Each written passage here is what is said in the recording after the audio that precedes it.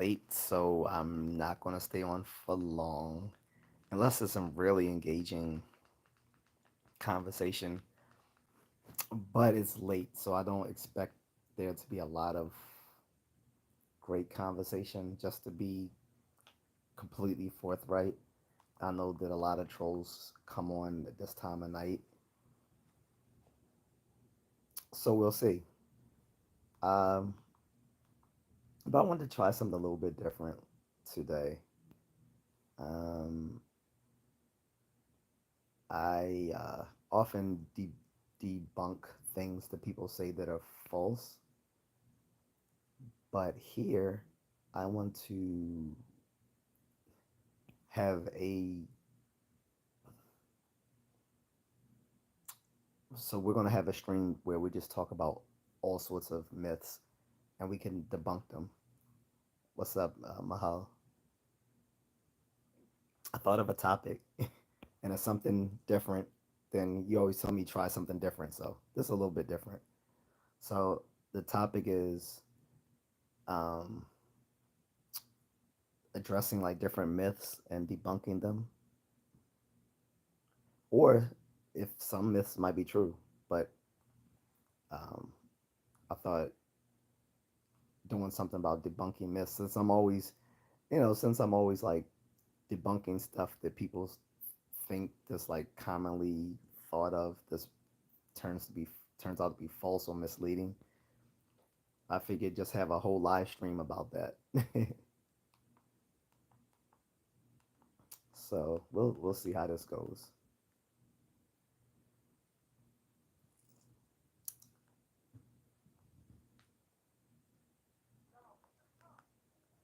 But yeah, guys. So the topic for people coming into the chat room is what are what are some myths some of you guys out there believe, and let's debunk them.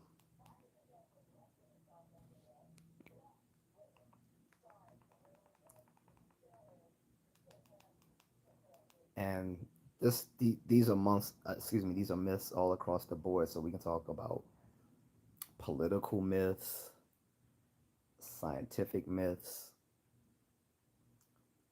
martial arts myths, which is my special fort, um, urban myths of all sort. This is what made Snopes.com so big, was that they were started as a website for debunking urban legends and myths.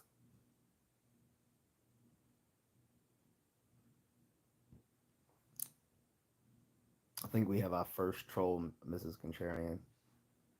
Um,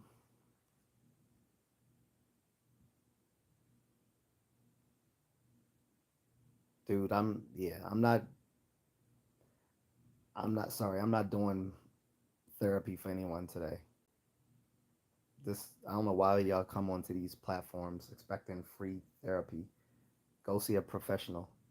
I'm not doing it unless you dropping me a cash app or you doing me a super chat.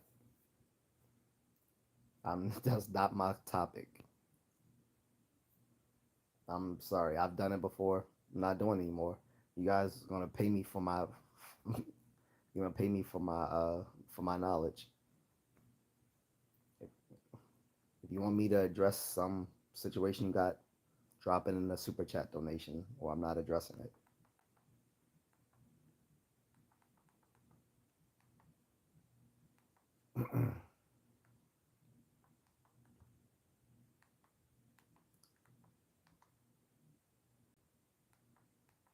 But yeah, guys. So what we're gonna do is we are going to talk about urban myths and other common myths.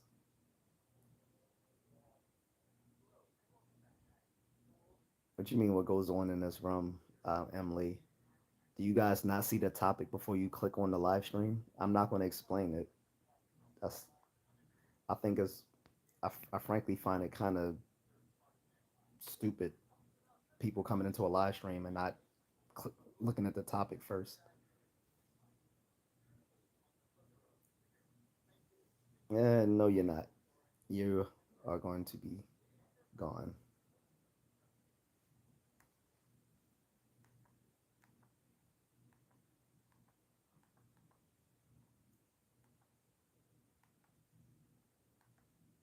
But yeah, so we're addressing all myths, urban myths, political myths, scientific myths, sports myths, self defense myths, martial arts myths. Like I said, is my fort, so I can address those pretty readily. Um, I can address a lot of scientific myths as well, although I don't pretend to have a PhD in any particular topic, in any particular field, but I'm a science nerd and part of the scientific skeptics movement. So um, we can talk about it. I don't care if I'm rude. Like again, do you pick up a book and not look at the cover to see what the book is about before you start reading it? I don't care if I'm rude. I don't care about stupid people who don't pay attention. You Gen Z are fucking entitled and stupid. So I really don't care.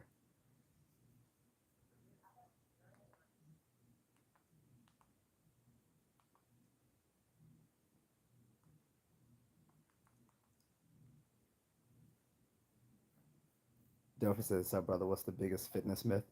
I don't know what the biggest fitness myth is because there's several. Like,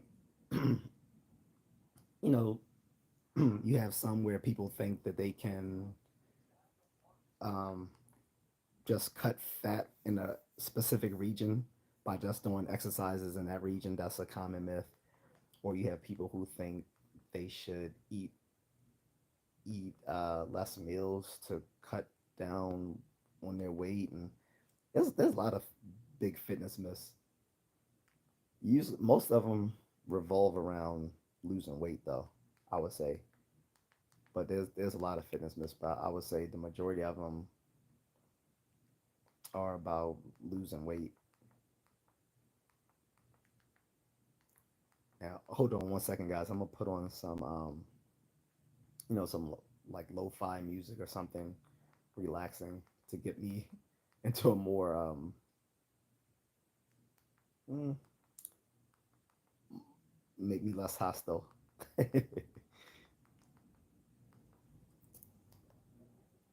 um, wait, I don't know. I got Native American flute music, Japanese flute music, traditional Chinese music, Japanese samurai. Um,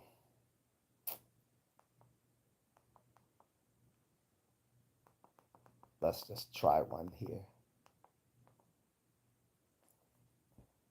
But yeah, I don't. But yeah, Delphi, I don't know the biggest fitness myth, but I think usually the biggest revolve around losing weight. I'll say that much.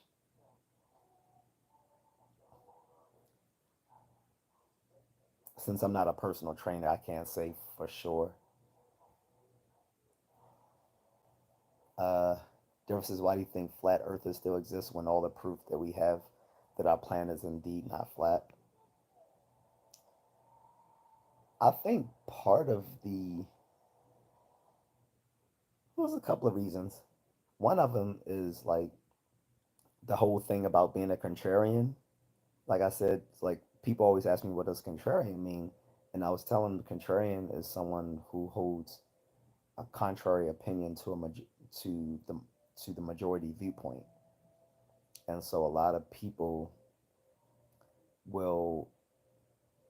will take the contrarian side on anything that the majority holds just because it makes them seem like the smartest person in the room, like they have some sort of insider knowledge that everyone else doesn't.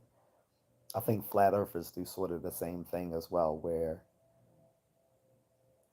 since the majority of people rightly believe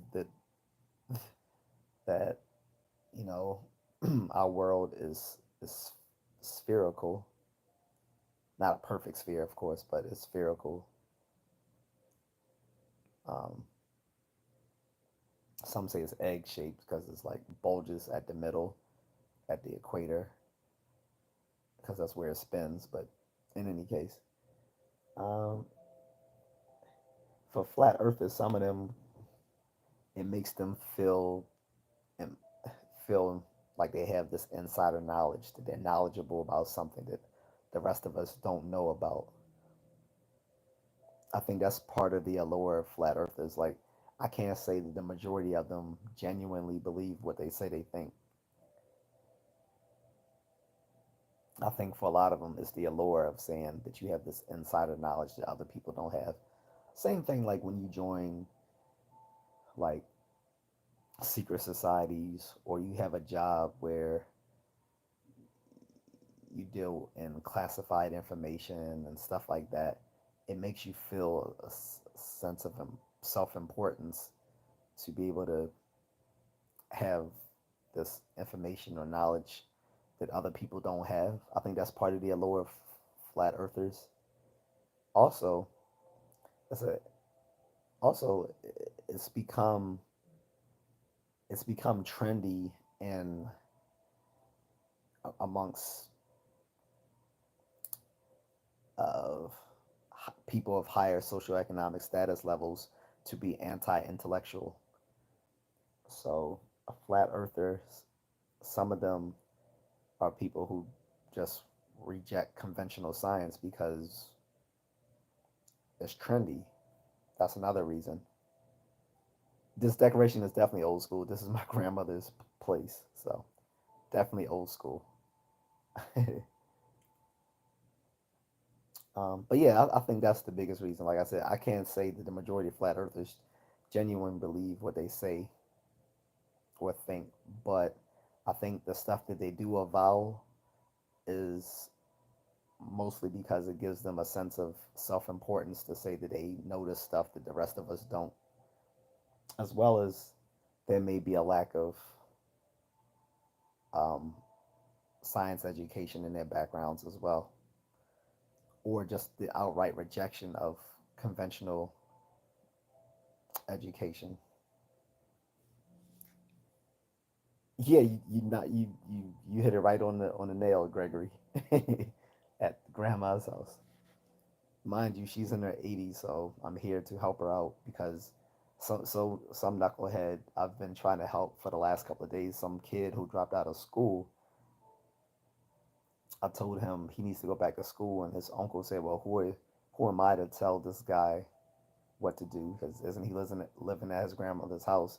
I don't know why he even had that conversation with his uncle, but I was like, "Yeah, but I'm here to help someone, so that's me being selfless." Not to mention, I'm being selfless and trying to help him go back to high school, and he's being a dumpski.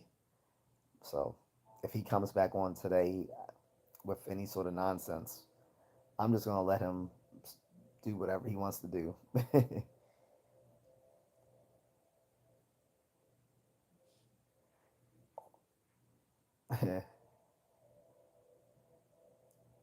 So HKKG says it's impossible for the Earth to be flat. Um, it's physically impossible, sure, but this these people aren't these people aren't convinced by facts. So something you guys have to realize about people who hold on to conspiracy theories and myths that have been commonly debunked, but they hold on to them anyway. These sort of people aren't motivated by facts and information or reason. They hold these beliefs for non-rational grounds. So because of that, you can't convince them through through through like just art giving them a rational argument or presenting them with facts and data to them that's anathema. It'll just make them double down on their irrational beliefs. The way that you have to appeal to people who hold non-rational beliefs about things is that you have to appeal to them emotionally. So, uh, Horn says, Dilfer says, Horn, I agree with you, but there's a disturbing amount of people that still believe it is. Again, a lot of those people I don't even take seriously, and I think a lot of them are just riding the wave of anti-intellectualism.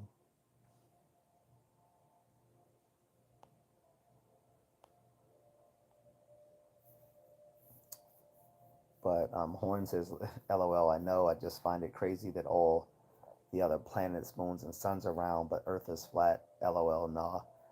From what I gather, Horn, I think they believe all of those things are flat, not just the Earth. Someone can, if someone knows the flat Earth theory, they can come in here and correct us. But from what I gather, I think they think all the celestial objects are flat, not just the Earth. To my to my understanding, but I could be wrong. Differences. What are your thoughts on the aliens or extraterrestrial life somewhere in the universe? I'm agnostic about it because we don't have any other thing to um, to which to compare it. Um, Plus, there's a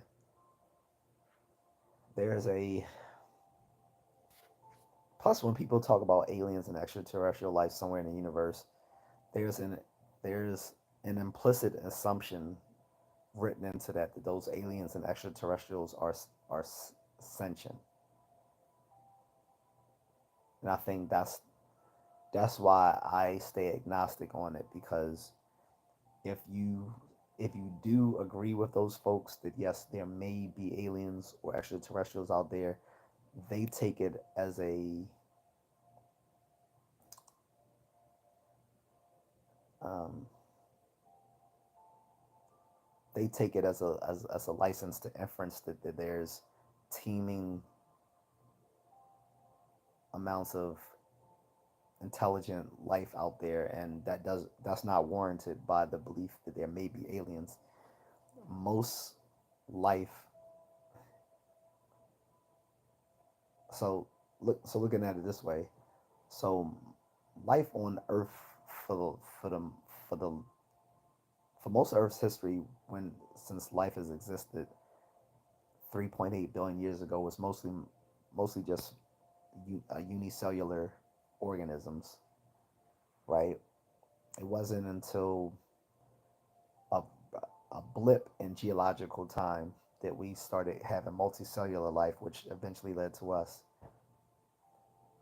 But that was through a bunch of historical and evolutionary accidents that led to where we are today.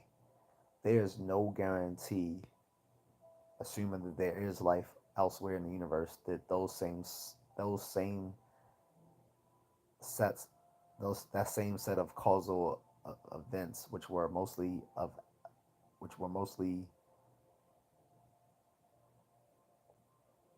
um, historical accidents, what happened in that way or similar to us, that will lead to intelligent life somewhere else. Intelligence is intelligence is just one of many evolutionary mechanisms that a organism can utilize to become more successfully fit within this within this environment. So that's why I'm agnostic about it. Because if you, like I said, if you admit that there's the possibility, which there is a genuine physical possibility that there's life outside our planet, but it has to be in a you have to say it in such a qualified way, like I'm doing it, because otherwise, people will think that gives them inference tickets to and the, which is a way we put it in philosophy. People take inference tickets from saying that there could be life elsewhere in the universe to um, drawing the conclusions that it's teeming with all this sort of life, like in Star Trek and Star Wars and other sci-fi, and it's really not. If there's life elsewhere in the universe, more than likely it's mostly just simple unicellular type of life.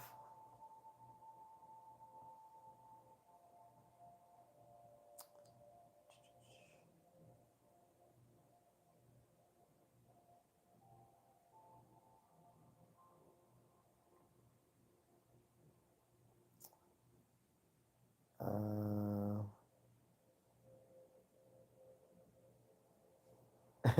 I'm not even worried about it, Dilford.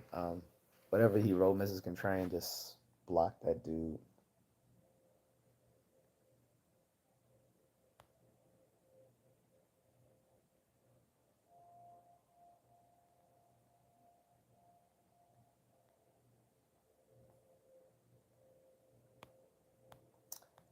But yeah, and again, to anyone who's coming into the chat who has irrelevant questions or comments, put it in the super chat. That's the only way I'm going to address anything that's not particularly about the topic at hand, unless you're one of my regulars. I give them some grace, but people who I haven't spoken with before, if you want anything answered by me, put it in the super chat.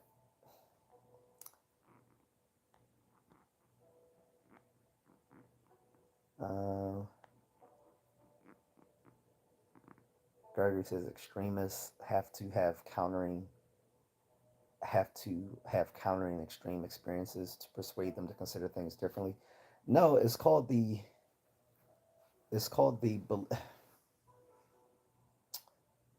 it's what is it called? The belief effect. So this doesn't this happens with everyone. Like when people hold strong beliefs on things, then they tend to not look at things that could defeat those beliefs. And if anything, well, I think it was called like the belief backfire effect. But anyway, so in this cognitive bias is something we all hold, which, like I said, when we hold strong beliefs about certain things, whether it's our family, something about our political beliefs, our religious beliefs, um, social beliefs we grew up with, um, the if we hold these if we hold these beliefs for non-rational grounds, on non-rational grounds rather, then they can't be they can't be overcome on rational grounds with reasons or arguments. You have to appeal to whatever motivates them to hold those beliefs in the first place in order to change their beliefs when it's something that's patently false or misleading or even dangerous. And this is something that affects all of us. Like the mother who can't see that her child is a is a fucking menace to society. Like to her, that's her baby. To everyone else, she's her kid is a menace to society.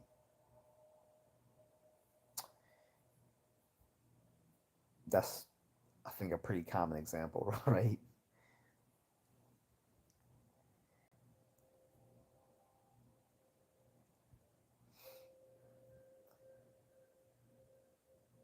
Gregory Nelson says cognitive bias is a paradox for most people. They don't see their own biases. We're all affected by cognitive biases. You and I are not exempt from them. We all that's how cognitive biases work. That's why perceptual biases and cognitive biases are sometimes called hidden persuaders in psychology, because they affect all of us, but we're not aware of them. A very common cognitive bias is the Dunning-Kruger effect. whereby people who are incompetent within some within some field or domain of skill don't know that they're incompetent within that very thing, and will overrate actually how good they are within that domain. So it's not just about intelligence, which is definitely something that can be affected by the Dunning Kruger effect, but it can go to anything like driving, fighting, whatever. Like people who would call themselves above average drivers when most people are average drivers, because driving skill is something that can be is something that's normally distributed throughout the general population. So most people fall in the middle, but almost everyone thinks they're an above average driver, which is just statistically false.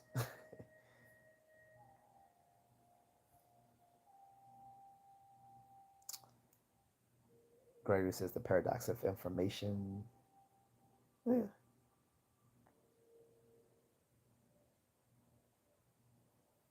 18 minus 12. What's up? He says hello from Thailand. Yeah, and I don't read Hindi, so I don't know what Junaid is saying.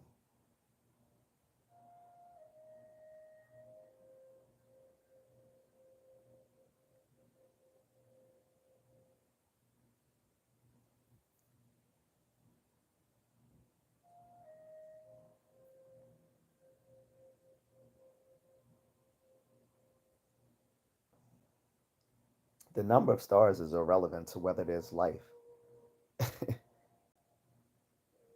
So I'm addressing what Selena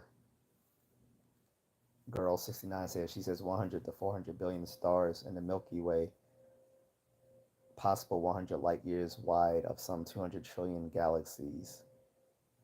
That's irrelevant.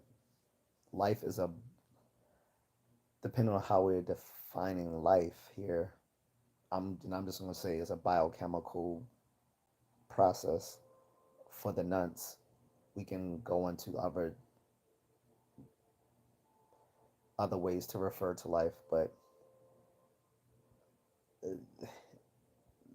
the the countless the amount of stars within the galaxy or within the observable universe is kind of relevant to whether life actually exists on the planets orbiting those stars.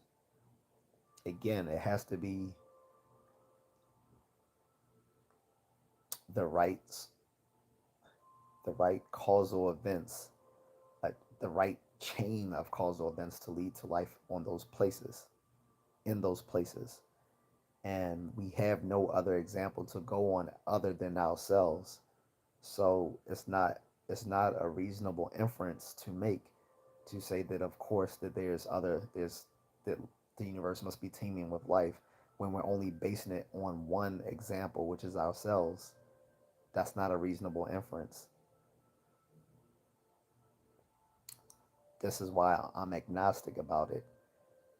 And I would think most people who are trained in the life sciences are way more skeptical about it than people trained in merely physical sciences. People in the physical sciences don't understand all the interplay in what makes life possible, as well as the evolution of life. Not to mention the origins of life, which is still at this point uh, up for grabs. But in any case, those, like, from my background, coming from like cognitive sciences and the biosciences, are probably going to be a little bit more skeptical than others, because we know that what leads to life is very complicated, and just having a shared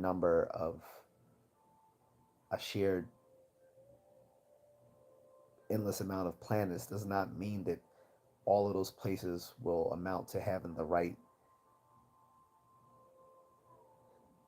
the right set of events that would lead to life, not to mention intelligent life. So this is how people can be led astray by not,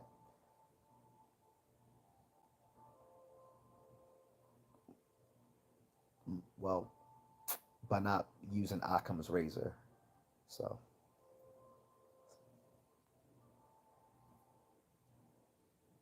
Horn says, Selena, facts, is almost insane to think something else isn't out there.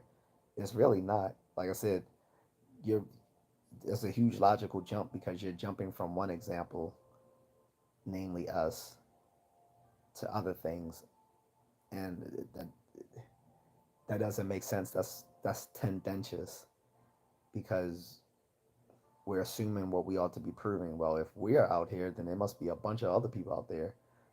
No, we're assuming what we ought to be proving. That's very tendentious.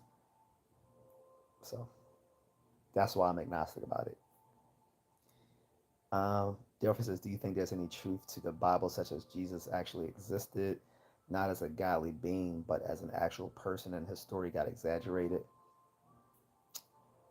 That's possible.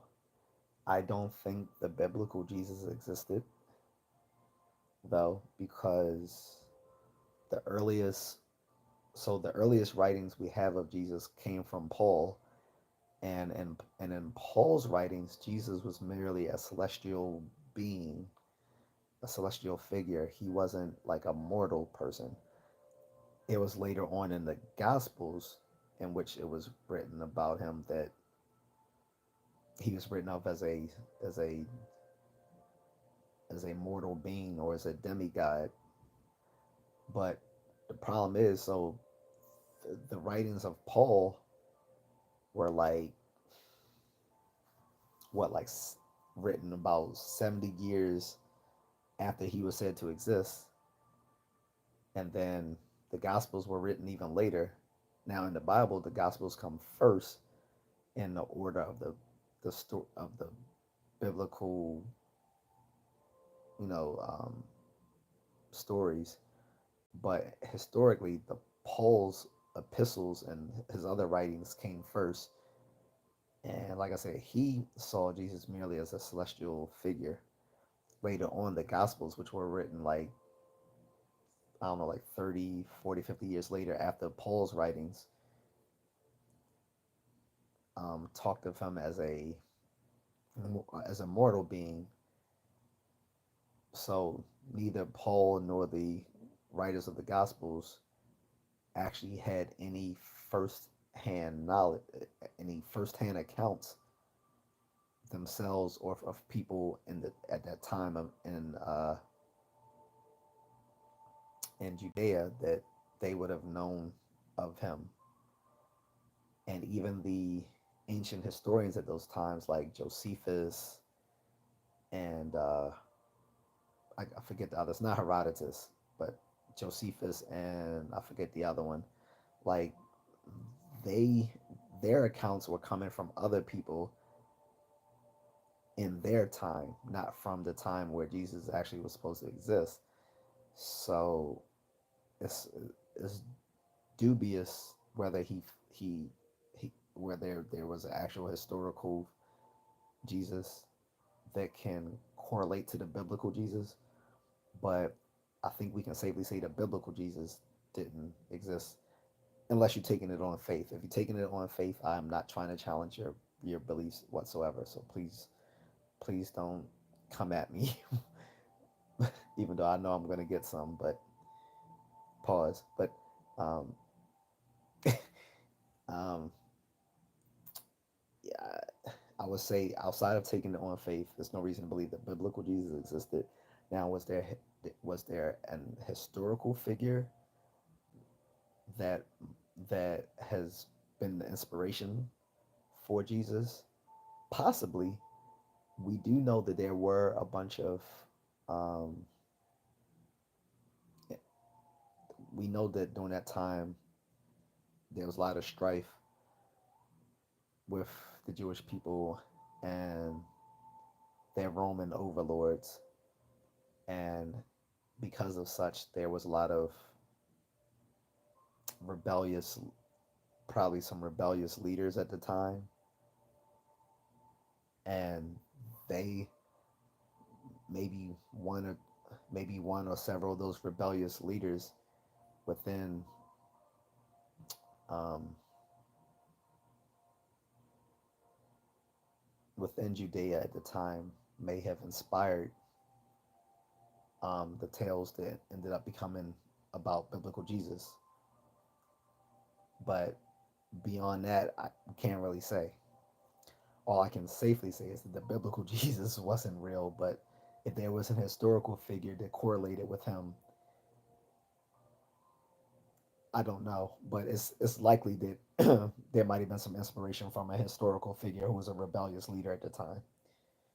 That's as much as I can go from reading all that um, historical research years and years ago from people who looked into that sort of stuff.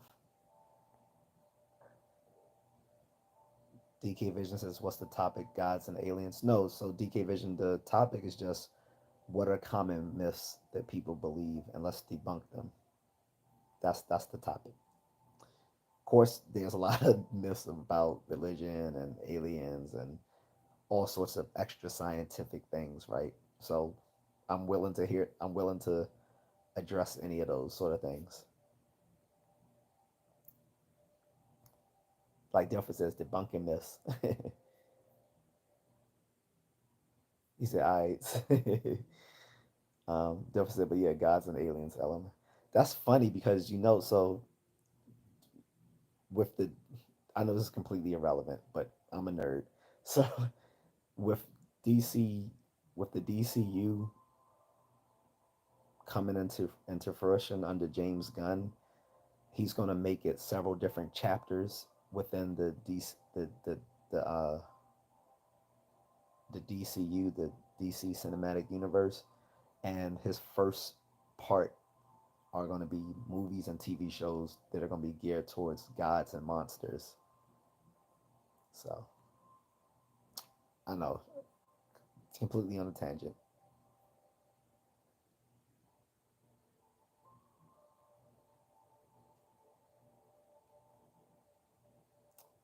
DK Vision says both can be real. So can is a, yes. See, the problem is can is a weasel word. Can, might, may. These are weasel words because when I say weasel words, so technically they're terms used in modal logic. Modal logic deals in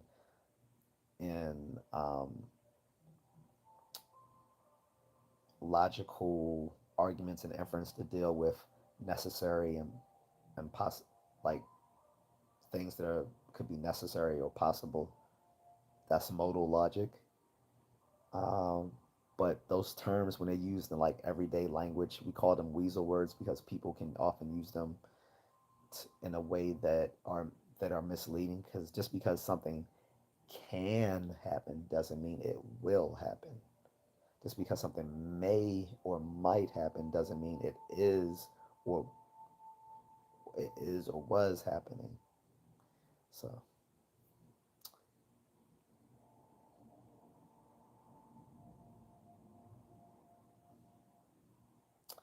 your future says, "No, Diddy, son, what is this angle? We're talking about myths.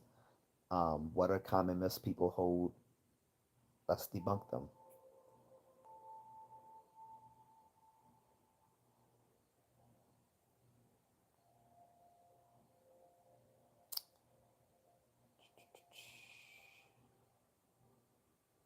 Mrs. Contrarian says Filipino fitness myth is sweating equals burning fat.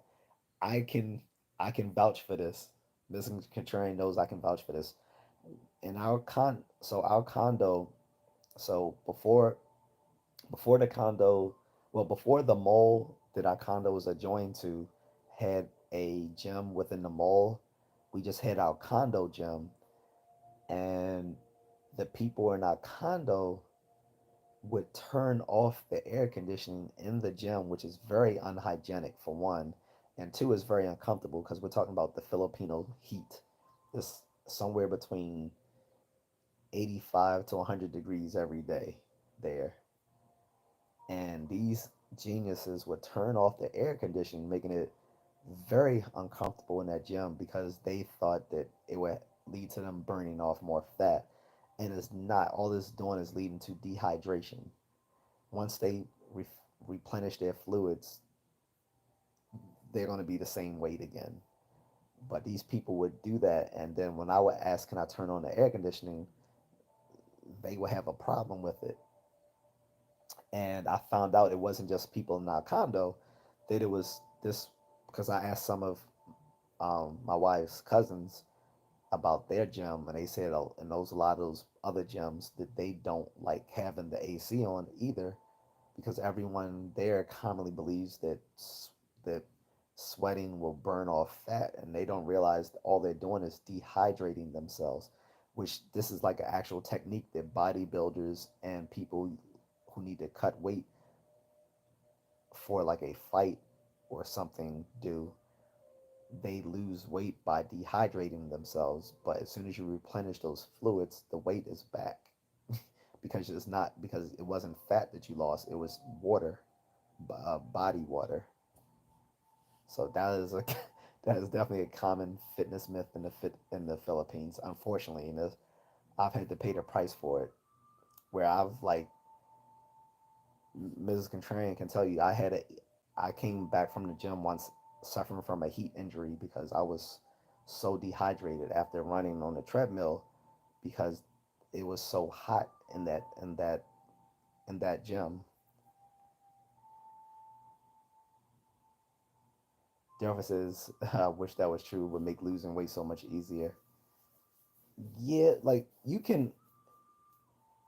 you lose weight, but you're not losing fat. That's the problem, Dilfred. Like you're just cutting body water out of your system. So like if you're a bodybuilder and you need to like show more definition, they often dehydrate themselves before they go to compete. Um, and same thing with like kickboxers, um, MMA, Muay Thai. Like a lot of these people, to cut weight right before a weigh-in, they will severely dehydrate themselves and like fast, and then the after the weigh-in, they will often like just gorge on food and put on all that body weight again. DK Vision says, "Do you think Moses was a real person?" So this is sim. Where you were listening to our conversation with the Jesus thing, right? DK Vision. So I think this is sort of similar to it. I think Moses um, was another um, mythical character. There's just no evidence that he actually existed. I think the Mosaic, um, and again, I don't want people to get mad at me. Like I said, I'm talking about this from a purely historical viewpoint. Now, I'm not talking about this from a religious viewpoint. So if any people take offense, I want to remind them that we're talking about not people who aren't taking it on faith, but on historical objectivity. Um, so, so I always like to caution that by saying, outside of taking it on faith. So outside of taking it on faith, there's no reason to believe that Moses was a historical figure. He's, as far as we know, a mythical character. Could he have been based on some earlier Hebrew tribal chief or chiefs?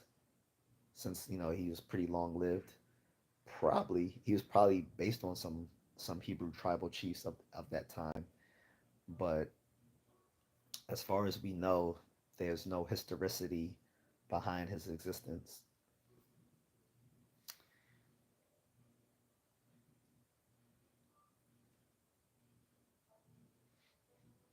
Um, Animal 6922 says sometimes a bowl of honey nut Cheerios is enough. That is true. And dude, that made me hungry. I might actually have to go buy a box of Honey Nut Cheerios because I haven't had any in a long time. But I don't think I want a whole box. I'll probably just get the snack size box because I haven't had any in a while. And I used to love Honey Nut Cheerios. Yeah, man. But I know what your original point was. It's sort of similar to what Freud used to say. Sometimes a cigar is just a cigar. That was a common Freud thing when he was cautioning some of his people within his circle not to overthink um, some of these psycho analytic theories that they were researching. His caution to like overthinking some of these things is, sometimes a cigar is just a cigar. Jack Matt says you burn more calories when it's hot. Yes and no. So, Jack, calories are just a unit of energy, right? And heat is a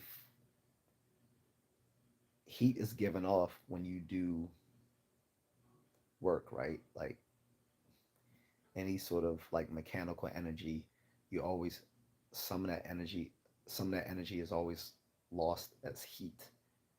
So yes, the more heat, the more calories you will burn because you're making the system work harder, but that's not efficient. I mean, think about your car, for instance. That's why you don't want your car to overheat. That's efficient. That's not that's not efficient. If you make your car overheat, it's not going to work properly. Same thing with a human body. Making a body perform in extreme heat leads to heat injury, just like it can cause your car to break down. And again, a lot of that weight that people lose in heat is not fat. They're losing body water. That body water is needed to keep a lot of processes in your body working properly. So it's not a good idea to work out heavily in heat because it will lead to a heat injury or even a heat stroke. And the worst is heat death. You can suffer heat death, a heat stroke, or some other minor heat injury. I've had heat injuries from working out in the heat before. It's not good.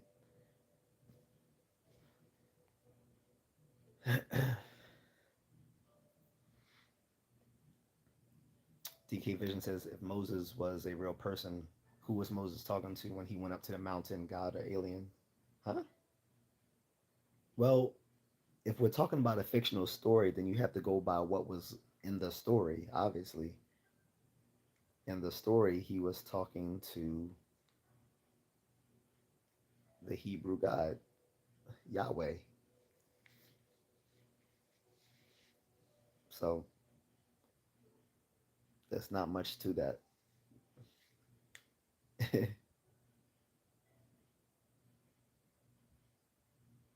Just messing with you says, what about the Pith Chick calories burnt? I don't even know what that means. I don't know who Pith Chick is.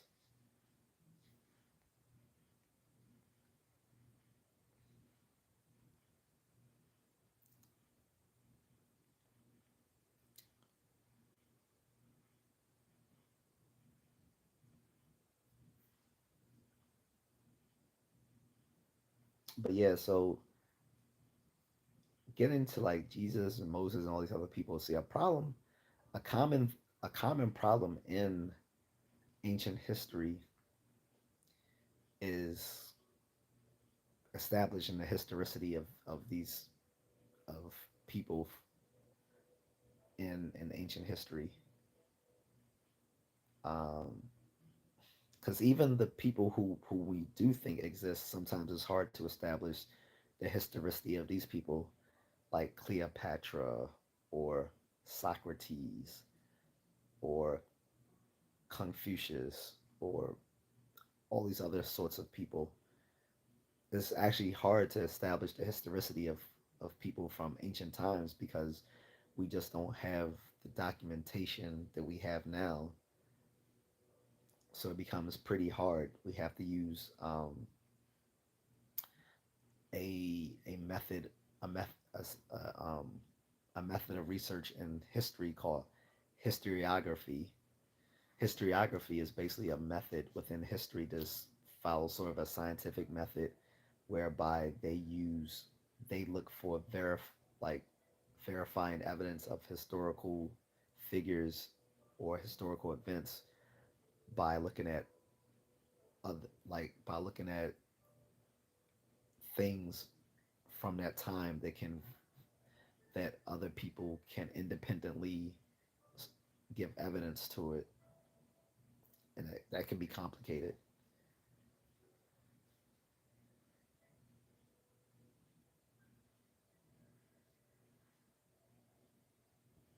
And I'm not going to turn this into something about aliens all day. I'm not staying up all night to talk about weird shit like that.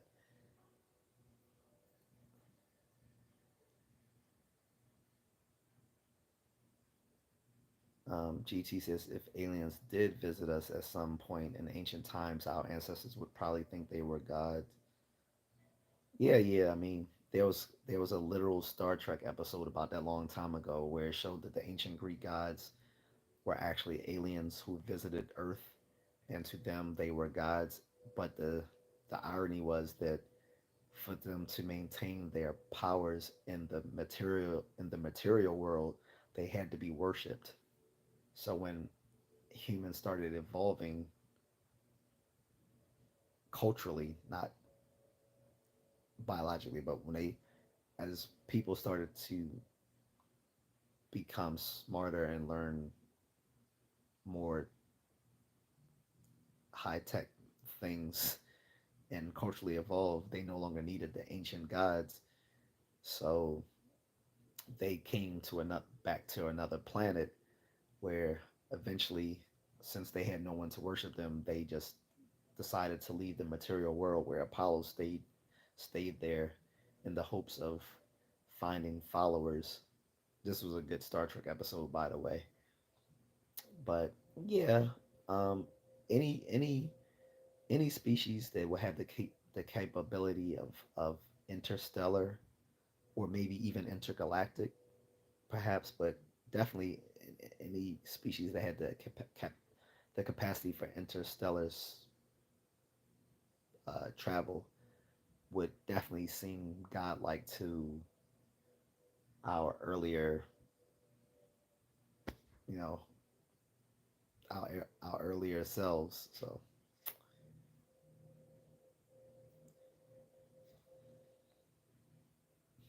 flip side says peace. I'm not addressing that. Just messing with you. You saying dumb shit. Like, put in the super chat. I'm not here to talk with people who are stoned. Really not.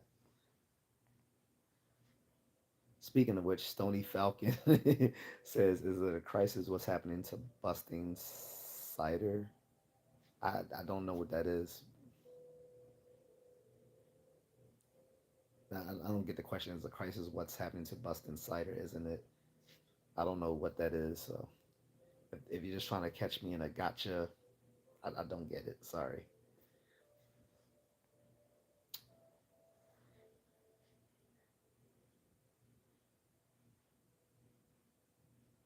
I'm not looking anything up. I'm on a live stream, dude. Why do people act? I'm not looking shit up during a live stream. No, I'm not saying your name. Put it in the super chat. Munchies. What? Because of the Honey Nut Cheerios? The flip side. Like I said, I didn't start that. The other guy started that, but I was like, yeah, that sounds kind of good right now. I actually do have some little fake, some little knockoff Lucky Charms downstairs, but I gotta get some milk so I can eat it. I'll have the milk.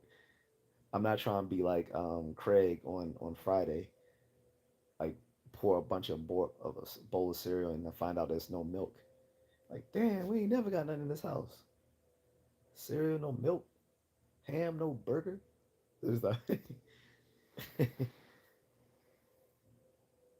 his father came downstairs. He said, "Don't be throwing." He said, "Boy, don't be throwing out no goddamn cereal." He said, "Ain't no milk. You better put some water on that damn shit."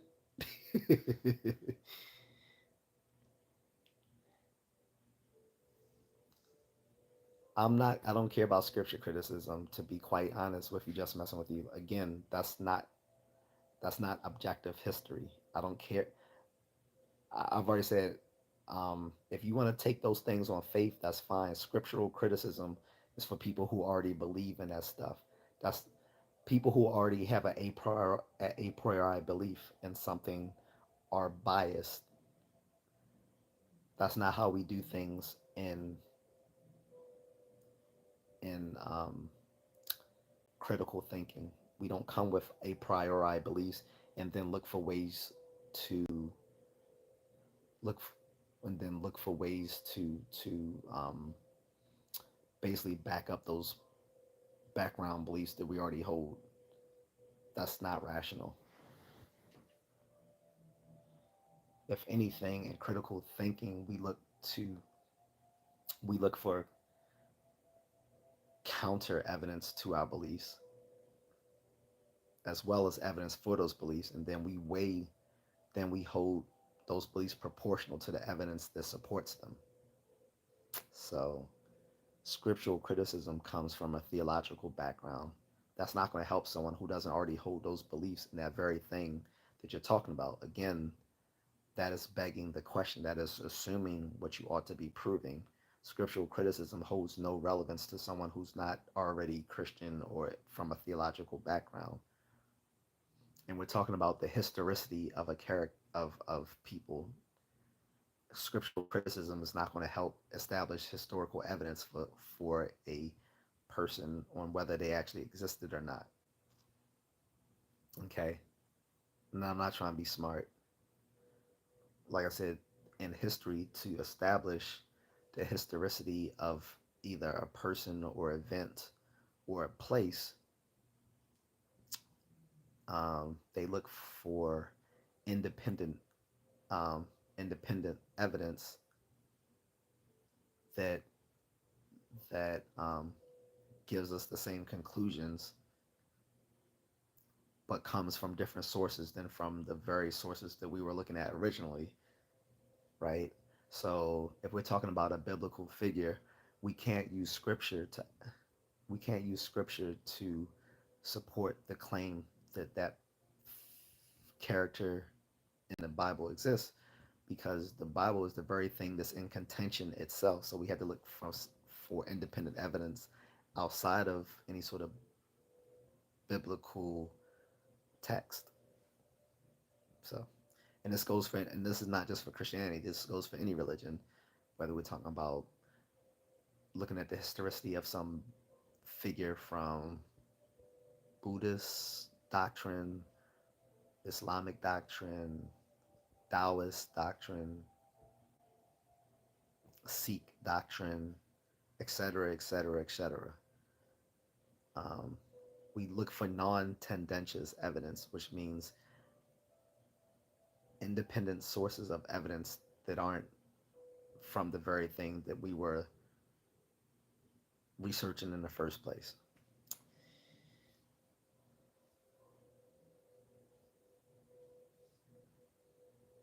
He said, I love it when his dad falls down and dog shit. I don't know. That was kind of disgusting to me. I was like, ugh. Especially like if you like eating something while you watching a movie because it looks real. Emery says, hi, how are you? I'm doing well, Emery.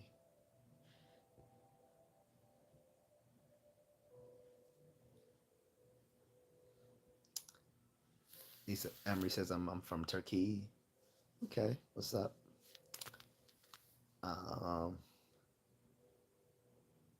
yeah, you're misspelling historiography, just messing with you. So scriptural criticism is not part of historiography. You're not a history student, much less a teacher. So I don't want to hear what you got to say. We're not talking about theology here. So I'm not getting into religious debate. We're talking, this whole topic is on myths, common myths that people hold, and debunking those very myths.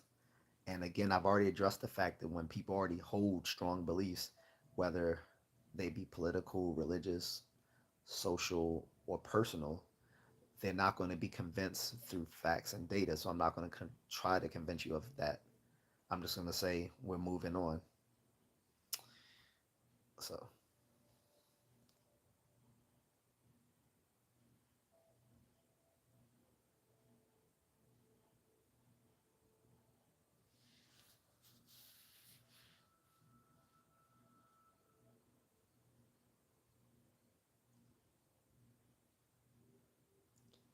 I'm not straining to do any explaining, my friend. I'm just trying not to use a lot of jargon. Since I'm talking to people like you who obviously lack formal education in these very matters, I'm not going to use a lot of jargon because people who actually want people to listen to them are not going to use a lot of jargon and stuff from academia that would saddle down the conversation with people who don't understand those very terms. But when I do use jargon like historiography, I explain what they are.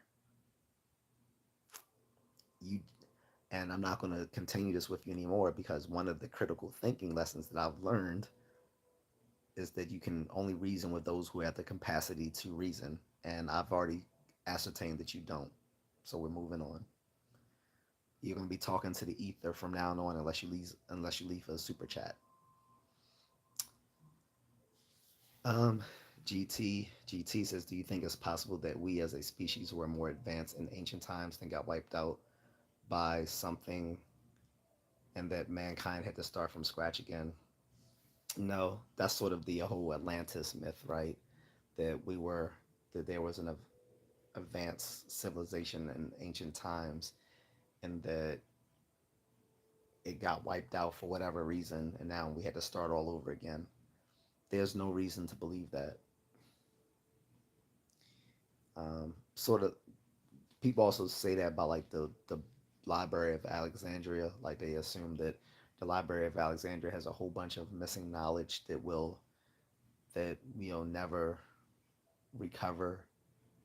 And yeah, there might be a lot of historical information that we'll never recover from the burning of the Library of Alexandria, but I don't think it was like some sort of advanced science and math that we don't have today.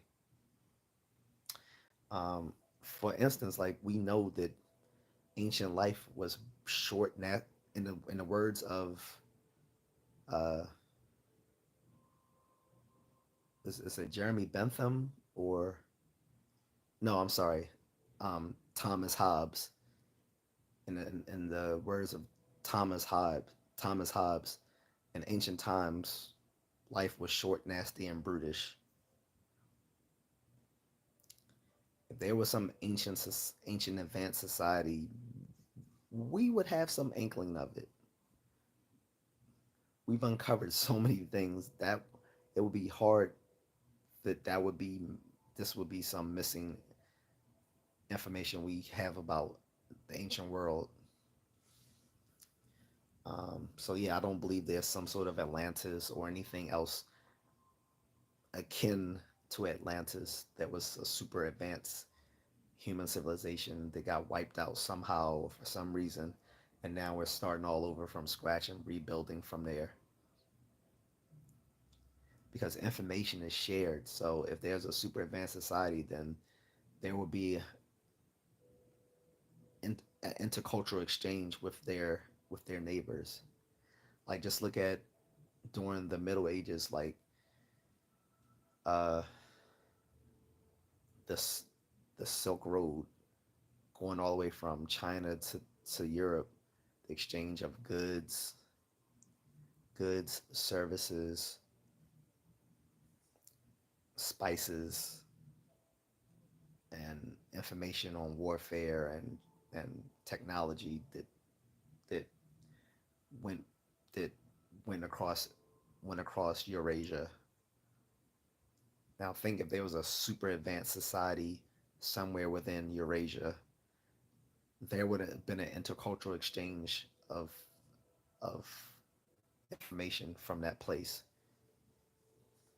We'll look at another example when this African king Mansa Musa, he was supposed to be the richest person who ever lived. maybe even concluding today, he was so wealthy that everywhere he decided to go on a Hajj to Mecca, since he was a Muslim king from the West African kingdoms, okay, of Ghana, Songhai, and Mali. Those the three great West African empires of Songhai, Mali, and Ghana, right? So along his Hajj all the way to Mecca in Saudi Arabia, he gave a he ended up giving away so much gold and other precious gems that he disrupted he disrupted the economies of everywhere he traveled to on his way to Mecca. So there if there was some super advanced society, we would have some sort of lingering evidence of it.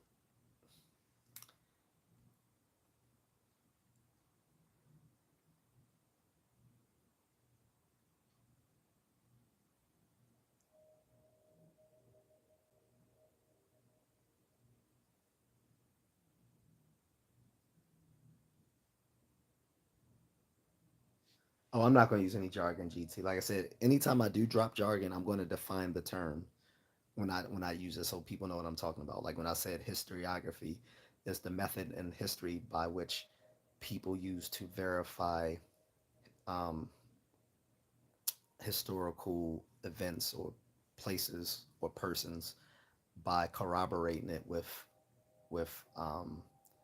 sources from that era that can give independent evidence of it. So that was the only jargon I think I've used so far. Pyramids. I mean, pyramids have been thoroughly explained within the last 30 years. We know that pyramids were created by a community effort in ancient Egypt, and that they have the shape that they have because that was a common way of ancient people building things at the time. We see it all across the world in the ancient world that temples and mounds and other things of significant sizes were always built in that pyramid shape because it's one of the easiest ge- um, geometrical shapes to build things in that time. So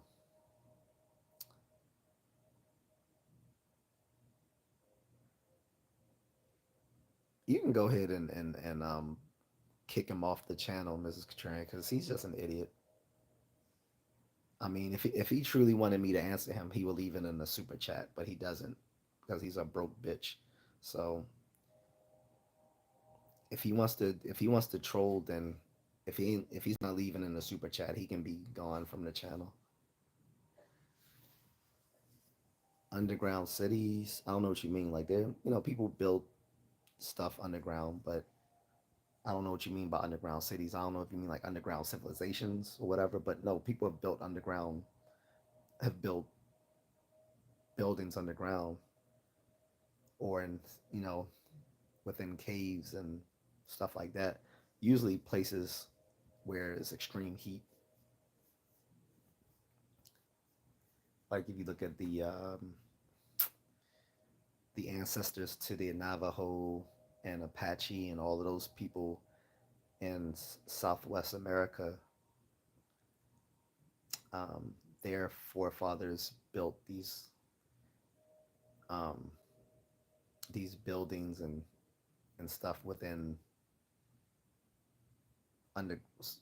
underground and within these caves and stuff like that, for safety. DK Visions is near life, near death experiences. Experiencers have experienced the so-called light in the tunnel experience and recall that they engage in life review. Do you think these people made this up or brain chemistry? Near death experiences or NDEs are a facet of a dying brain, and these can actually, and you can actually trigger people to have near death experiences by actually doing electrical stimulation on certain parts of the brain. You can trigger someone to have a near death experience or an out of body experience. These are just psychological things. Like I said, you can literally um, use electrical stimulation to different parts of the brain to trigger these sorts of events. So that's a good question.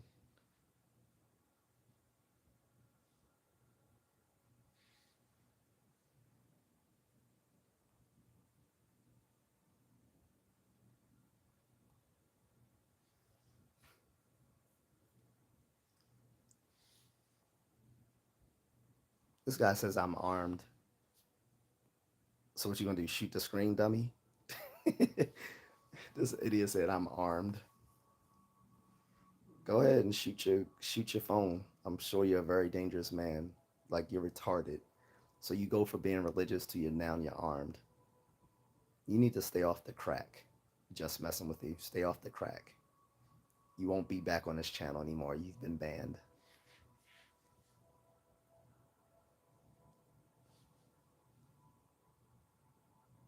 Peach cheesecake. Don't get Mrs. Contrarian hungry. Well, she likes mango cheesecake.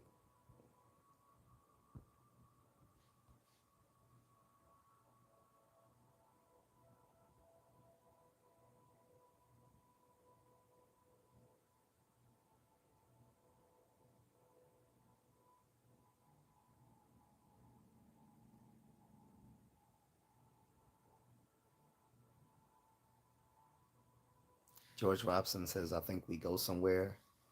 I mean, if that's what you believe, that's fine. As far as I see it, there's no software without the hardware. So take that as you will, but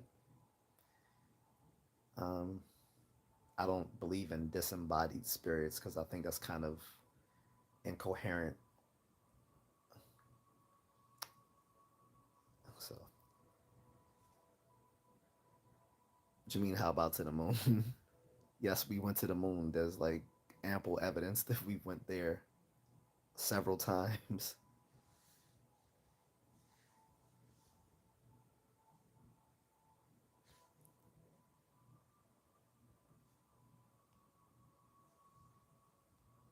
GT says, I think we come back into another womb. Death doesn't exist. Maybe there's no reason. What we think and what we have reason to believe are two different things. You can think those things, but do we actually have reason to believe those things? We really don't. I come from this from a critical thinking perspective, the rationalist perspective. It's not do we think these things are true or can they be true? It's do we have reason to believe that they are true? Can we test are these beliefs somehow testable? Are these claims somehow testable? If they're not somehow testable, then we really have no reason to believe them.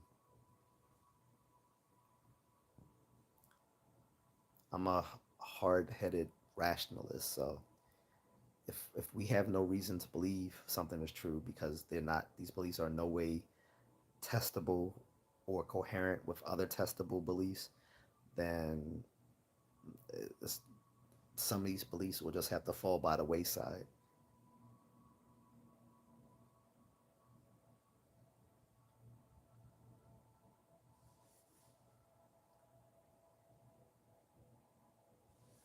DK Vision says miracles do happen, they are not random.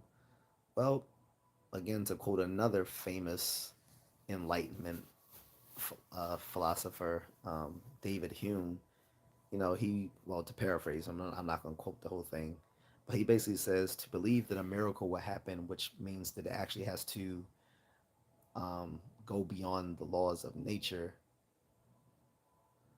and in doing so, go beyond our capacity to see how these things would actually work, how there would be any mechanism for them to happen, would be a great would be a greater event than simply thinking that these things didn't actually happen. And I'm paraphrasing him. I'm doing a horrible job to paraphrase David Hume, but basically he was saying that because miracles, because the only way that miracles can occur is by them breaking the laws of science, which have been firmly established through testing and observation and so forth, then it would it would contradict everything we know to think that these things happen, than other to simply assume that these things just don't happen. So sometimes and then sometimes there are things that can seem miracle like, but that just because they're improbable. Just because they're improbable, but something that's improbable doesn't mean it's a miracle. They're just improbable. So there's the distinction between that as well.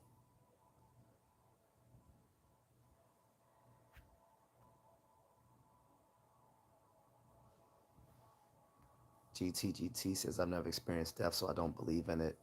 I don't know what you don't believe in, but what I was saying is that both out of body experiences and near death experiences are psychological phenomena, which are usually the symptoms of a brain that's either injured or dying, and that neuroscientists can actually trigger these very sorts of psychological events in individuals by electrically stimulating different parts of the brain that are responsible for those very experiences. So,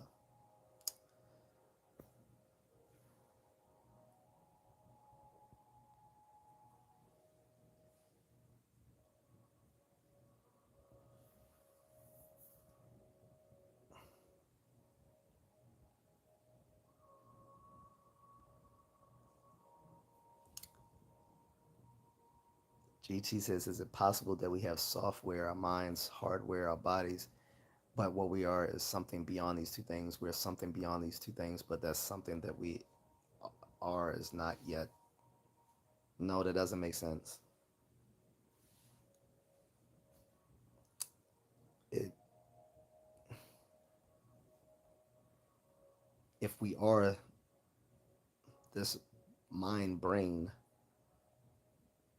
um, encapsulated in our human bodies, that's what it is. Like, if there's something else, then that would be that would define as not these things. You have to be. Let me put it this way: just because you can string together a grammatical sentence about something speculative doesn't make it rational to actually say or think. If you get what I'm saying, so similar to this is something I think either Saint Augustine or Saint Thomas Aquinas said a long time ago, when he said just because you can put together a grammatical sentence and use the term God, and it does not make it an attribute to God. Like, it has to. Aquinas was like, well, no, it still has to be something that's logically possible. You can't simply say talk about logically impossible things just because you can make it a grammatical sentence and then attribute it to God. He's like, that's not how it works. These things that you attribute to God still have to be logically possible. So, in the same vein that Saint Thomas was Aquinas was saying that, I'm going to say that simply speculating on things about what what humans are, doesn't make it rational just because it's a grammatical sentence. It has to be something that's logically possible.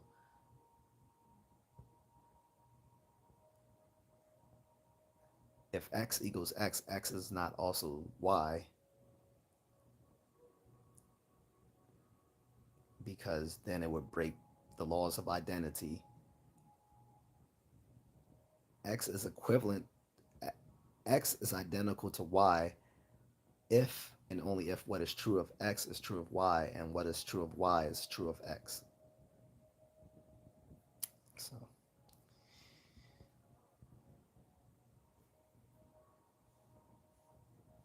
and no, one cup, two bears. Jesus is not the common denominator in most near-death experiences, because if you go cross-culturally to other, if you go to cultures outside of Christianity, people will have near-death experiences in whatever they believe in their culture. So if you go to a non-Christian culture and say they believe in the Prophet Muhammad, or they believe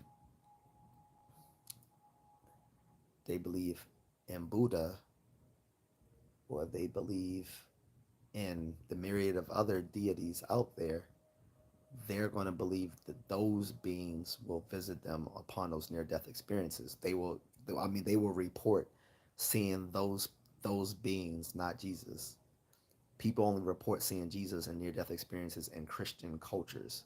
In non-Christian cultures, people report seeing beings that relate to their religion in those cultures, which is again another more evidence that near-death experiences are just psychological phenomena. So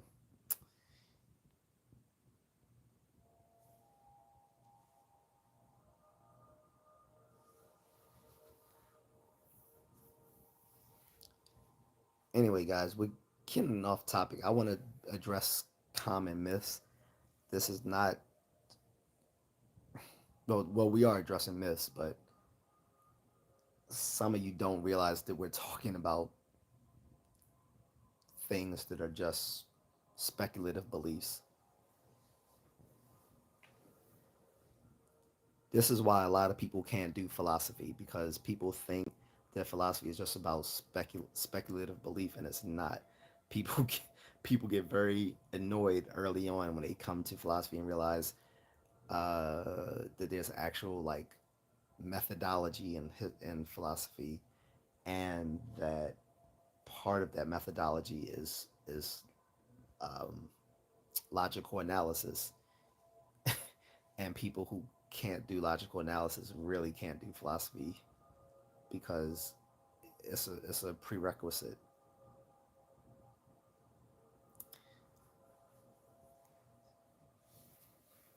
But DK Vision says the universe is the software or database. The world is just the hardware. The database never dies.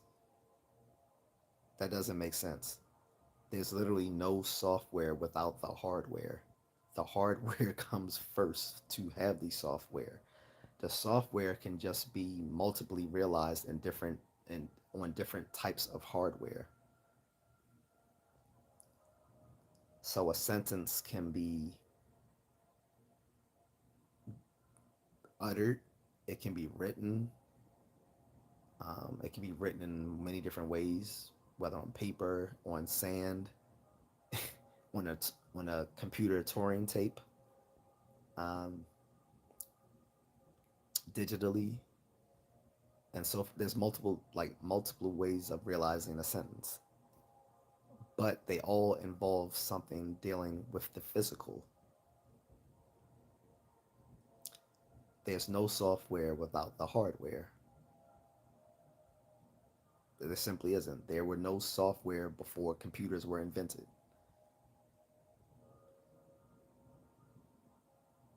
I don't know how else to. Like I said, some of you need to stop smoking weed at nighttime. This it should be patently obvious that just like there weren't TV shows before there weren't TV, there was no software before there were computers. That should be like just common sense.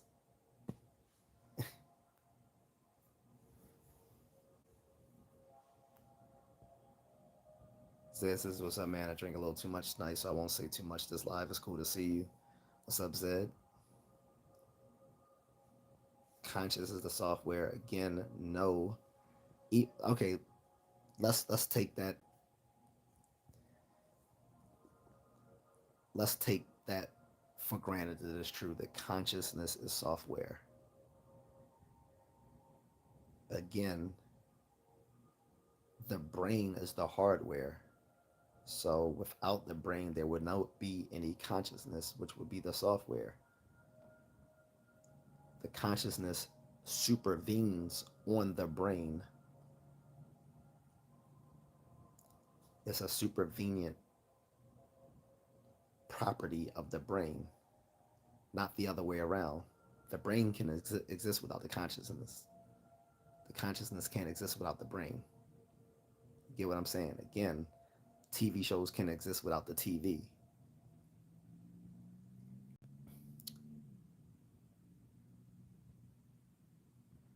Any tips and tricks to sober up myself? Drink a lot of water.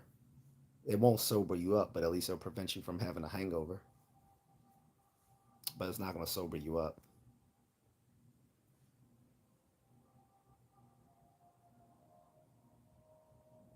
Terrace says, how you doing? I'm doing all right, man. What's going on? GT says, I agree with your view on religion. So like I said, I'm not trying to challenge anyone's religious views tonight. I'm simply saying that we're not taking things here on faith. We're talking about debunking myths. And I'm not just talking about religious myths. I'm saying like political myths, scientific myths, sports myths, self-defense myths, health myths, fitness myths, um, urban legends, those sorts of things.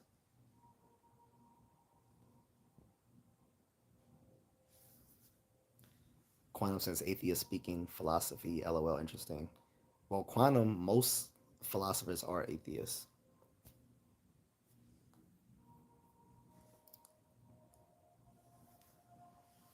Says I have a common myth. Everyone is similar. I believe we are vastly different as far as one category goes and he takes. That's not a myth, but I get it. You're drinking. Um, I don't know. You gotta define what you mean by similar and different. That can mean so many different things. That's not really a myth. A myth is like a myth is a widely believed assertion that may be false or misleading. Maybe.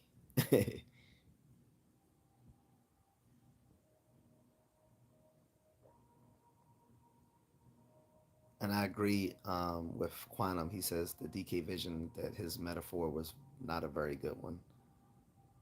Yep.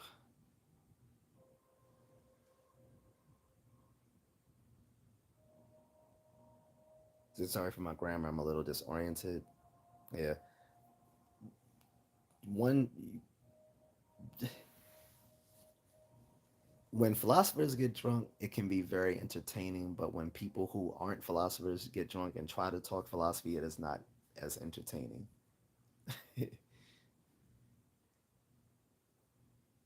Quantum says unless he means quantum computers, they are a little different.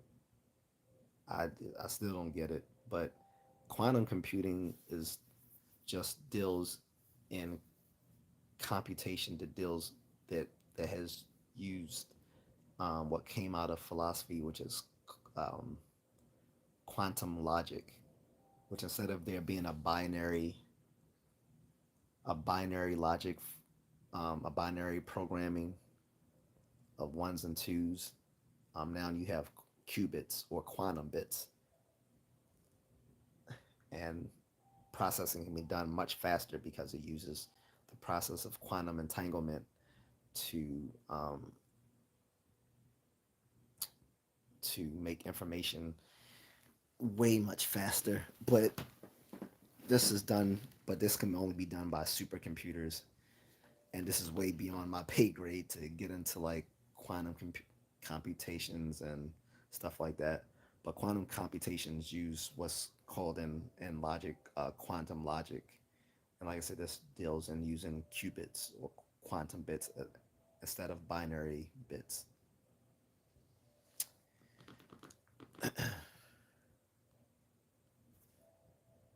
He says, "What if the software actually exists first, and the hardware just allows the software to flow through it?"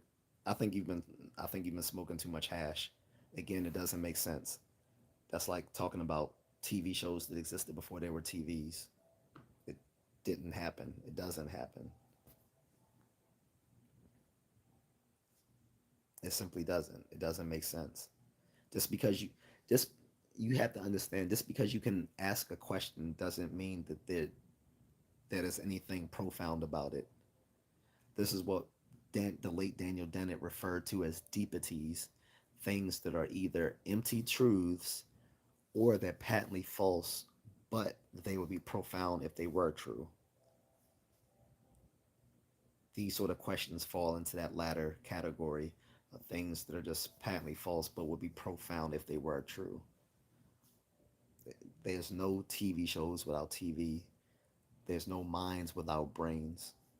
Again, the minds can be multiply realized in many different ways. They don't have to be organic brains. They can be realized in silicon based machines or in the behaviors of a million people working in unison as one mind or whatever.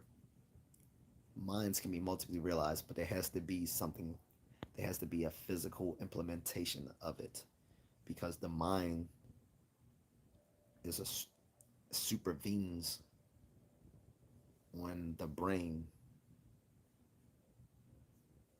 So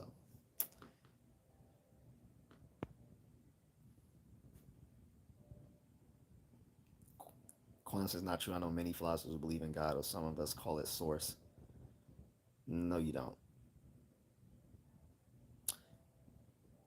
Everyone tries. I hate. I hate when people tell you a statistical fact, and then people try to use an exception to a statistical fact as if it's a counterfactual condition. It's not.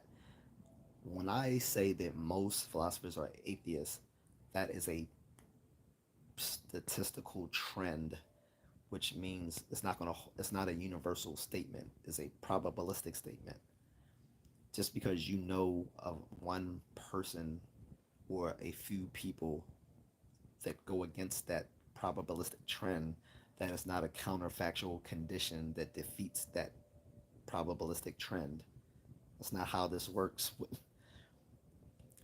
And what you may be calling philosophers may not actually be professional philosophers. I'm talking about professional philosophers.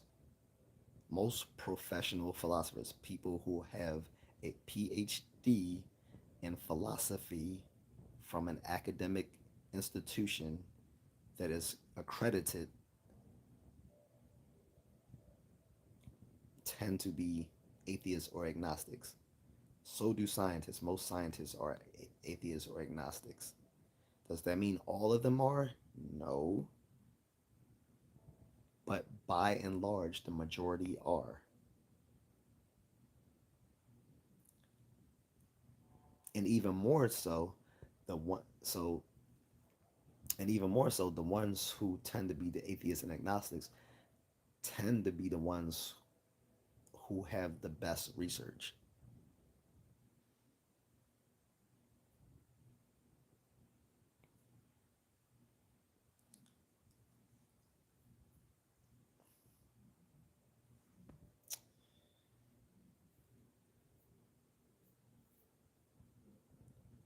And I mean, you guys are coming off like I'm sorry, GT is coming off like Terrence Howard right now. Just because you can string together some grammatic sentence using certain words does not mean that it makes sense semantically.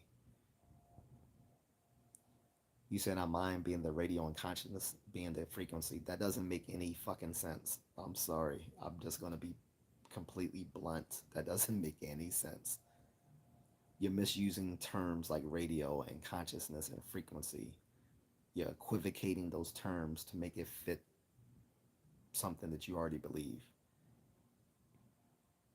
That doesn't make sense. Anyone here who's in this chat room who's sober probably is like, what are you talking about? This is why I don't usually do these things this late, because it tends to collect when you do these live streams late, it tends to attract people who are kind of quirky. to put it in a nice way. This is why I actually brought up this topic for this time of night was common myths. Again, we're getting off topic. We're not going to keep going back and forth about something that I've already answered just because you don't like the answer. We're going to move on to some other myths because there's literally hundreds of myths. I'm not going to just keep talking about one little paranormal belief that you guys hold and keep on regurgitating it. And there's literally hundreds to thousands of other myths out there. Sports myths, self-defense myths, health myths, fitness myths, political myths, other religious myths, scientific myths, cultural myths, urban legends, and so on. Like, we're moving on. If you really want me to keep going at it, you'll drop a super chat. Otherwise, we're moving on.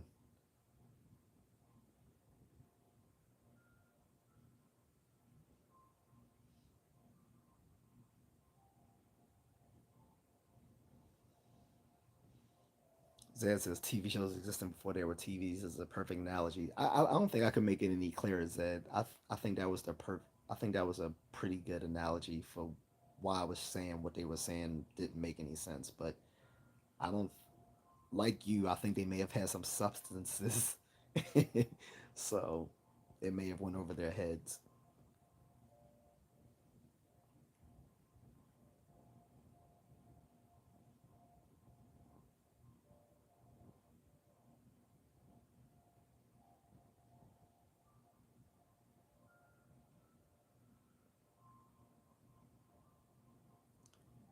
So skipping all this crap.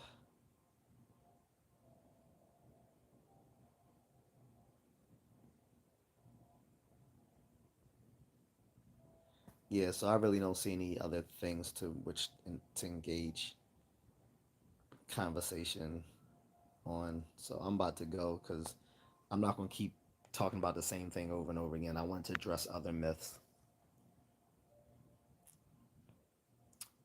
Um, this is why, and I'm not going to keep beating up on these guys about this because it becomes mental masturbation at some point. Like when you are trained in philosophy, it becomes sort of like academic bullying when you have to keep telling people that they're wrong because and they literally don't have the cognitive capacity to grasp why they're wrong. So it becomes like academic bullying at some point, or just mental masturbation, letting people know all the logical fallacies that they're making.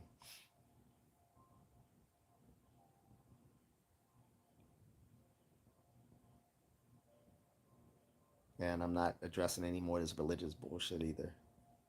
Like, some of y'all just need to sober up. At least Zed admitted that he's been drinking. Zed says myths and late night equals crazy. Exactly. That's exactly the case. Because the only people talking are these two numbskulls.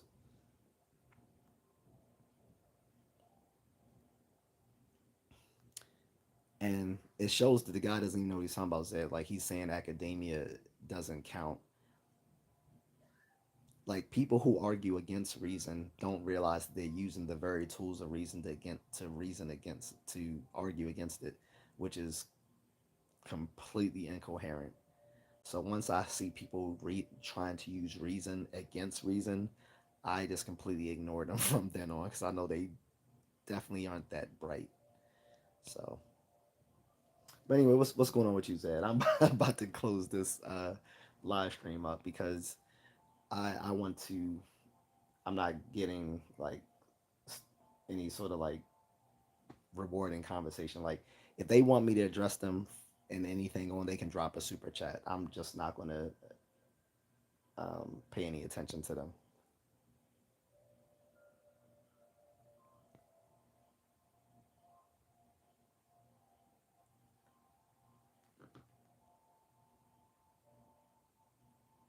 He said, I can't stop laughing. And I think Mrs. Contrarian had to do something because she probably would have timed out a lot of these people by now.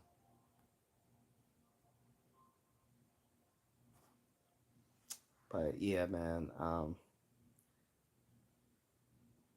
It's rough out here on these intellectual streets. um, Homer says, "Hi, bro. What's up?" So, for anyone coming into the chat room right now, like I said, the given topic was, what are some common myths that you know that people hold, so that we can debunk them. Now, I never listened to Elvis Presley. That's way before my time.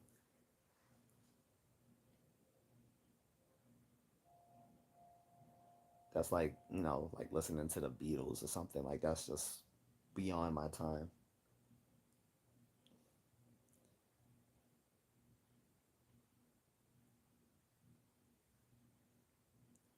And in fact, I'm gonna just time these people out because I'm getting tired of them.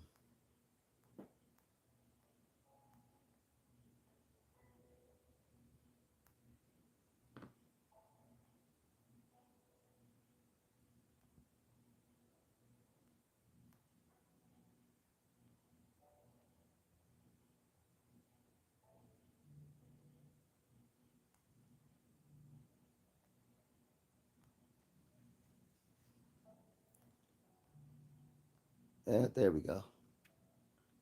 So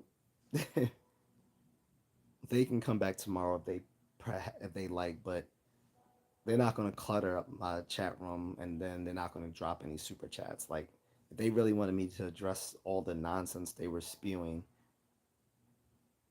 they would address it in a super chat. But simply asking a bunch of different questions at one point is like the fallacy of many questions. Like, you just throw a bunch of questions at someone at one time, and they can't answer them all at the same time. So it makes it look like they are incapable of answering any question whatsoever. That's a very common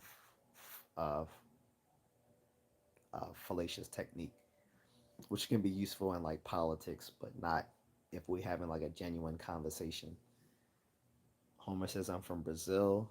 That's what's up. So I'm 25 years old and I love the Beatles and Elvis. Yeah, that's just way too dated for me. I would not listen to anything that dated. I don't. Plus, I don't even like Elvis. I think he was a culture vulture.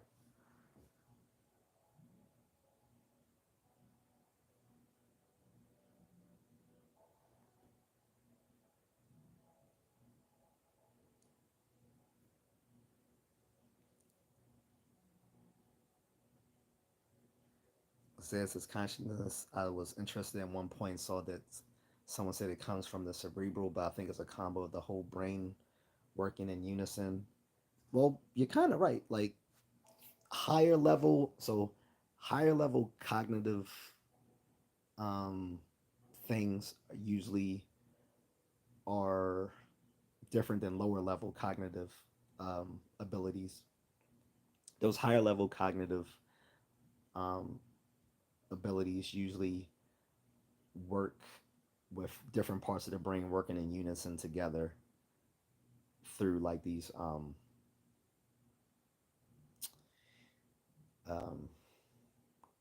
different different connectionist um, what they call them neural networks, particularly the type of neural networks that run through like parallel distributed processing or PDP networks.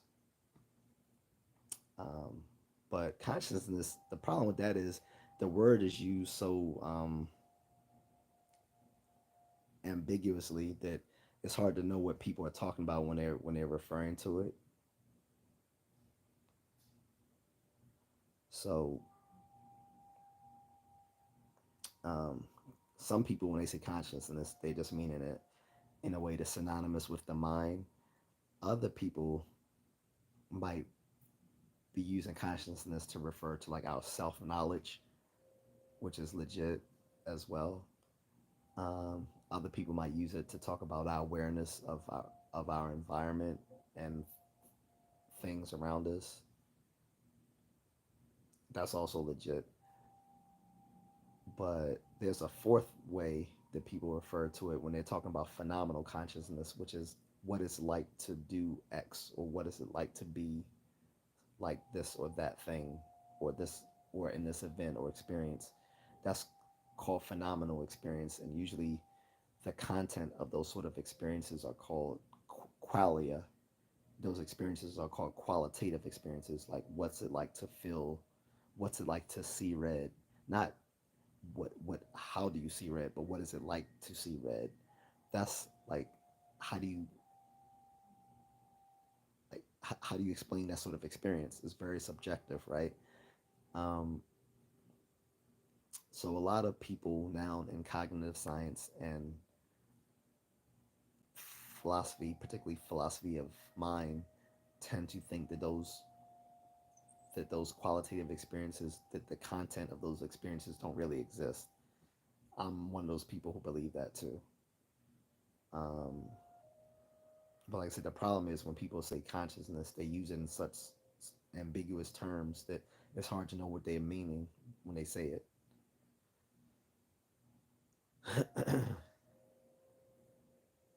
No, he said, what does that mean? The cerebral is instinct based? No, the cerebral.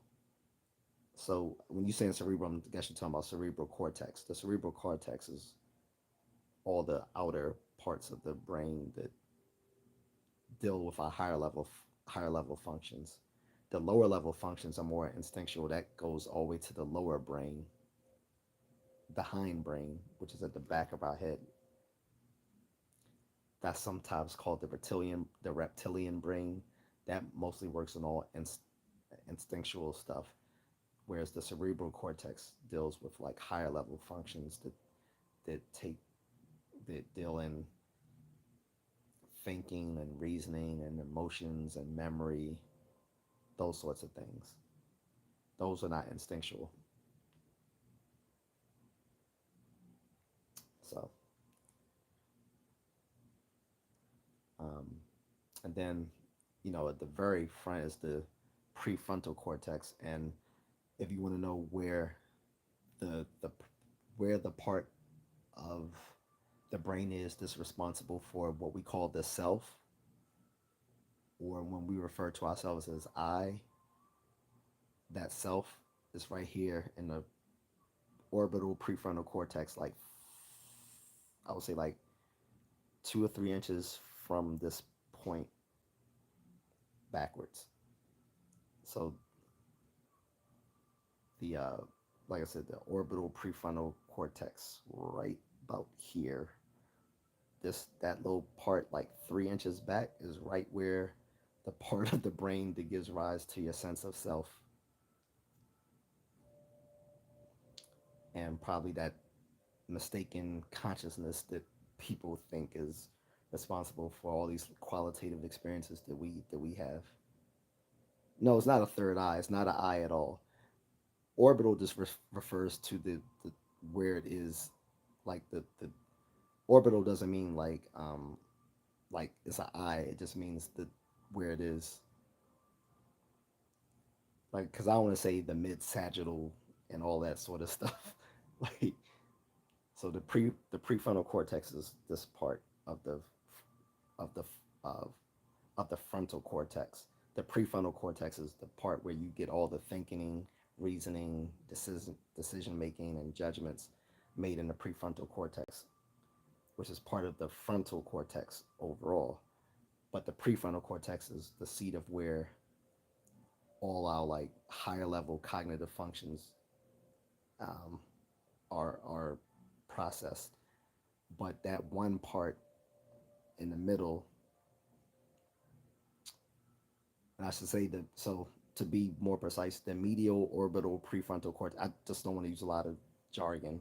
Medial means in the middle, orbital near the eyes, right? Like the prefrontal cortex, the medial orbital prefrontal cortex, about 2 3 inches back, is the part of the prefrontal cortex that gives rise to the sense of self that we have when we think of ourselves as an individual. So anyway, I just hate like using very technical terms unless I'm like talking to other people like in like that field, or if I'm like back on campus and I have to I have to start being nerdy again. I don't get to be nerdy much outside of college, so I rarely use very technical terms anymore. So some of them I actually forget. But in any case, um, that might be where we get that these certain ex- conscious experiences. But I'm one of those hard-headed people again who don't believe that that the content of these experiences are real. I believe the experiences are real, but not the content of those experiences are real. So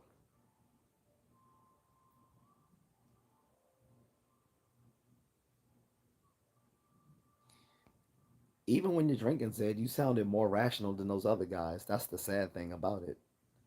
Like, how is someone who's like inebriated sound more rational than the other people whom I were talking to, who I presume were sober, but I could be mistaken. They probably were not.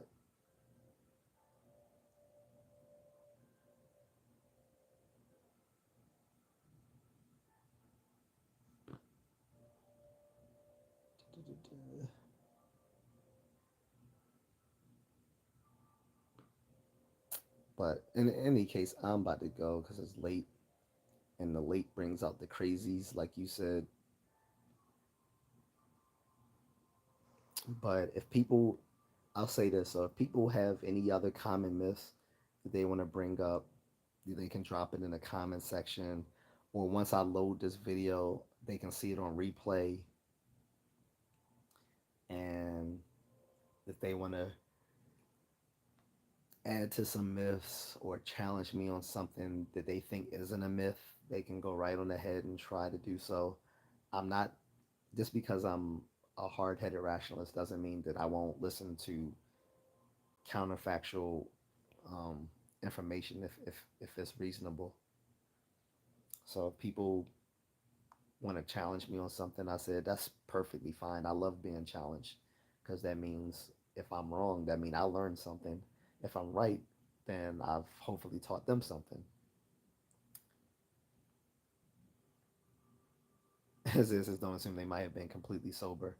I would like to think they weren't, and that because if they were, they weren't very bright.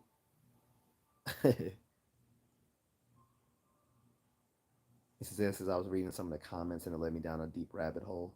Yeah, because like I said, the whole topic was supposed to be just on common myths, but they wanted to turn it into just talking about um, myths about extra scientific things and paranormal things. And I knew I had I was scared that it would go that way, so that's why I stopped talking about it because I was like, all right, I want people to be able to ask me myths that deal with other things like fitness or health or science, sports or politics or culture, stuff like that. I don't want it to just be about religion, but people always want to come here and start talking about religion and the paranormal because they know that most people in real life don't want to entertain those little idiotic thoughts unless they're also like stoned.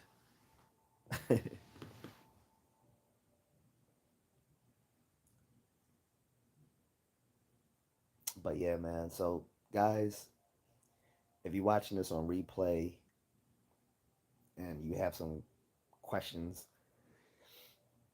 you have some myths that you want to know whether they're true or not, or you want to tell me of myths that you know that other people hold that you don't believe as well, go ahead and drop them in the comment section. Or you got stuff you want to ask me about specifically on myths, or you want to challenge me on something that you saw during this video, go right on ahead.